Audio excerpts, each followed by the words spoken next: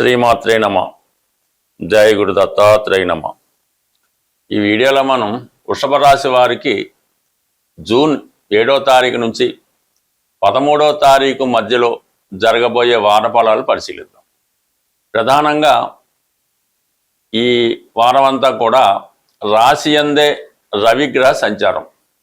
ఇది జాతకుడికి చాలా కాన్ఫిడెన్స్ పెరుగుతూ ఉంటుంది. తన సమర్థవంతంగా ఏదైనా సాధించగలను అనే పట్టుదల జాతకుడికి ఏర్పడుతూ ఉంటుంది. నిరుద్యోగులు ఎవరైనా ఉంటే ఈ సమయంలో మీరు కొత్తగా ఏదైనా ఉద్యోగం కొరకు ప్రయత్నం చేస్తుంటే 100% మీ ప్రయత్నం నెరవేరే అవకాశం ఉంటుంది. అలాగే ప్రభుత్వ అధికారుల సహాయ సహకారాలు కూడా చాలా వరకు రావడం జరుగుతూ ఉంటుంది. అయితే కొంతమంది విషయంలో అధిక శ్రమ వల్ల అధిక తిరగడం వల్ల కొద్దిపాటి అనారోగ్యానికి కూడా గురి అవ్వడం జరుగుతుంటుంది.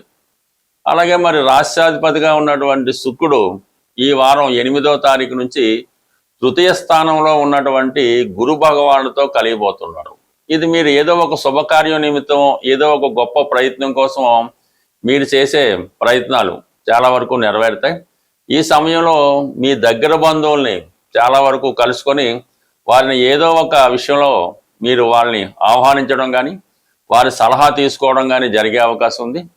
ఈ సమయంలోనే మీకు బాగా విద్యావంతురాలు బాగా చదువుకున్నటువంటి ఒక స్త్రీతో మీకు పరిచయం ఏర్పడుతుంది.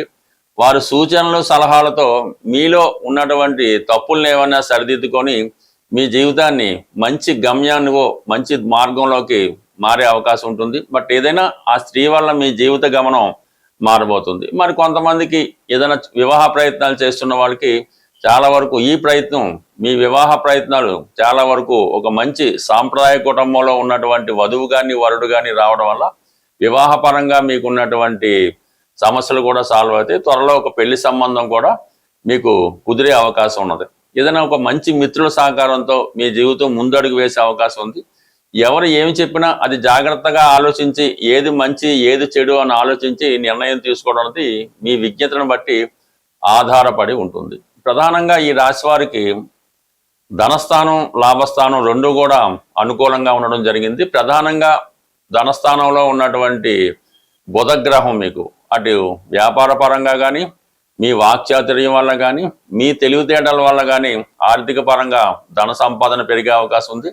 అలాగే మీ కుటుంబ సభ్యులు కూడా మీకు ఆర్థిక పరంగా చాలా వరకు సహకరించే అవకాశం ఉంటుంది. తర్వాత లాభస్థానంలో ఉన్నటువంటి శని భగవానుడు ప్రధానంగా మరి భాగ్య రాజ్యాధిపతిగా అటు గురువుల సహకారం లభిస్తుంది, తండ్రి గారి సహకారం లభిస్తుంది. దైవ సంకల్పంతో మీరు అనుకున్న పనులు నెరవేరడం జరుగుతుంది. ఇక ఉద్యోగ సంబంధించిన విషయాల్లో ఉద్యోగపరంగా ఎప్పట్లాగే మీరు మీ కష్టానికి తగ్గ ప్రతిఫలం పొందుతారు. కొంతవరకు అదనపు ఆదాయం కూడా ఈ సమయంలో లభించడం జరుగుతూ ఉంటుంది. అయితే వ్యయస్థానంలో ఉన్నటువంటి కుజ భగవానుడు కొన్ని బాధ్యతలు మీ మీద రావడం జరుగుతుంది. అదైనా భూమి కొనాలనే ఆలోచన కానీ ఇల్లు ఏదైనా రిపేర్ చేయవలసి రావడం కానీ అలాగే మీ జీవిత భాగస్వామి కొరకు కొంత ధనాన్ని వెచ్చించవలసి ఉంటుంది. అంటే ఏదైనా మీరు మీ యొక్క భార్యకు కానీ లేదంటే మీకు భర్త కానీ ఏదో ఒక అనారోగ్య కారణం వల్ల వారికి ఏదన్నా వేరే కారణాల వల్ల ధన నష్టం చేయడం లేదంటే వారి కుటుంబ సభ్యుల కొరకు కానీ మీరు కొంత ధనాన్ని ఖర్చు పెట్టవలసి ఉంటుంది. అలాగే మీ అన్నదమ్ములకి స్నేహితులకు కూడా కొంత మీరు హెల్ప్ చేయవలసి ఉంటుంది. ఏదో ఒక రుణం నుంచి మీరు బయటపడతారు. కొంతమందికి ఏంటంటే రుణదాతల ఒత్తిడి కూడా బాగా పెరుగుతుంది. స్పాట్లోనే ఆ ధనం పే చేయవలసి ఉంటుంది. ఆ కారణం వల్ల కూడా మీరు ఏదో విధంగా దాన్ని ఫుల్ఫిల్ చేయడం జరుగుతూ ఉంటుంది. బట్ ఏదైనా ఆర్థిక పరమైనటువంటి ఒత్తిడి మీకు ఈ సమయంలో ఎక్కువగా ఉండే అవకాశం ఉంది. ప్రభుత్వ అధికారుల ఒత్తిడి కూడా ఉండే అవకాశం ఉంది. అంటే అటు ఒక విధంగా ఆదాయం బాగుంది, కుటుంబ సభ్యుల సహకారం బాగున్నప్పటికీ కూడా 12వ స్థానంలో ఉన్నటువంటి కుజుడు కొంత ఎమర్జెన్సీగా మిమ్మల్ని తొందర పెడుతుంటాడు. కొంతవరకు టెన్షన్ పెట్టడం కూడా జరుగుతుంటుంది. బట్ ఏదైనా నిదానంగా ఆలోచించినప్పుడు అన్ని సమస్యలు వాటికి అవే పరిష్కారం అవడం జరుగుతుంటుంది. ఇక ప్రధానంగా దశమ స్థానంలో ఉన్నటువంటి రాహు, చతుర్థ స్థానంలో ఉన్నటువంటి కేతు మధ్య ఇంచుమించుగా గ్రహాలన్నీ కూడా మధ్యలో ఉండడం జరుగుతుంది ఈ వారంగా అటు ఇటుగా. ఈ కారణం వల్ల అటు వృత్తి సంబంధించిన విషయాల్లోనూ స్థిరాస్తి సంబంధించిన విషయాల్లో కూడా కొన్ని సమస్యలు మీకు ఎదుర్కోవడం జరుగుతుంటుంది. బట్ ఏదైనా మనోధైర్యంతో ఎటువంటి సమస్యలైనా మీరు ఈ వారం దాన్ని పూర్తిగా సాల్వ్ చేసే అవకాశం ఉంటుంది. సాధారణంగా ఈ గోచారంలో గ్రహాలు సంచరించినప్పుడు వారి యొక్క స్వక్షేత్రంలో కానీ లేదంటే ఉచ్చక్షేత్రంలో కానీ లేదంటే కొన్ని ప్రత్యేకమైనటువంటి స్టేటస్లు ఉంటాయి. ఉదాహరణకి దశమ స్థానంలోకి రవి కుజులు వచ్చినప్పుడు దిగ్బలం పొందుతూ ఉంటారు. సో ఈ విధంగా ప్రస్తుతం ఈ వారంలో కుజుడు స్వక్షేత్రగతుడై ఉండడం, బుధుడు స్వక్షేత్రంలో ఉండడం, అలాగే గురువు ఉచ్చస్థితిలో ఉండడం, ఈ ప్రధాన గ్రహాలు అంటే ఈ బుధుడు స్వక్షేత్రంలో ఉండడం వల్ల వ్యాపారపరంగా వ్యాపార వర్గంలో ఉన్న వాళ్ళకి విద్యార్థులకి చాలా అనుకూలత ఇంప్రూవ్మెంట్ రావడం జరుగుతూ ఉంటుంది. ఇక కుజుడి యొక్క బలం వల్ల సాధారణంగా కుజుడు జాతకంలో బలం ఉండడం వల్ల అది వ్యాపారం, స్థిరాస్తి వ్యాపారం కానీ ఉద్యోగపరంగా ధైర్యంతో కూడుకున్నటువంటి వృత్తులు, ఈ యూనిఫారం వేసుకొని బాధ్యతాయుతంగా మెలిగేవారు, అలాగే డాక్టర్లు, ఇటువంటి వృత్తుల్లో ఉన్న వాళ్ళకి ఈ కుజుడు అనుకూలించడం జరుగుతూ ఉంది. గురుబలం ఉంటే ఇంకా గురువు ధనకారకుడు కాబట్టి విశేషంగా ధనం ఎక్కువగా రొటేషన్ పెరుగుతూ ఉంటుంది.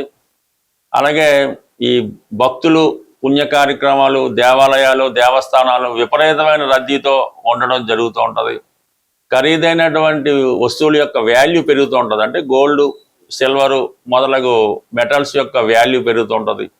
ఈ దేవతా విగ్రహాలకి వాల్యూ పెరుగుతూ ఉంటుంది. విద్యా సంస్థలు చాలా గొప్పగా రాణించడం జరుగుతూ ఉంటుంది. సో ఈ విధంగా ఈ 3 గ్రహాలు రాబోయే రోజుల్లో మంచి మనీ రొటేషన్ అయి ఆటోమేటిక్గా కొంత ప్రతి వాళ్ళు కూడా ఏదో ఒక వృత్తి లాంటిది ఏర్పడడం జరుగుతుంది. ఈ సమయంలో ఏదైనా పరిహారం అంటే ఎవరైతే భూమికి సంబంధించిన విషయాల్లో ఉంటారో వాళ్ళు హనుమాన్ పూజించుకోవడం, హనుమాన్ చాలీసా పారాయణ చేయడం, అలాగే మంగళవారం రోజు ఆంజనేయ స్వామి వారికి ఏదైనా తమలపాకులతో కానీ సింధూరంతో కానీ పూజించడం వలన వ్యక్తిగతంగా జీవితంలో పైకి రావాలనుకున్న వాళ్ళు రాణించడం జరుగుతూ ఉంటుంది.